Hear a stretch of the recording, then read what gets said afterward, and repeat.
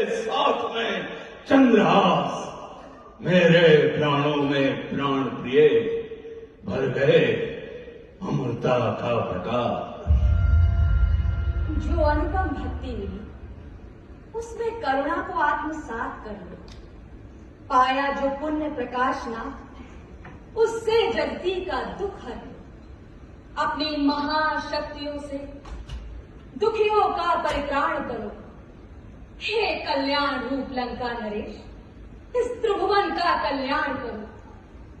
जब पीड़ित और दुखी प्राणी दस कंधर से सुख पाएंगे तब भय से नहीं प्रेम से फिर गुणगान तुम्हारा गाएंगे।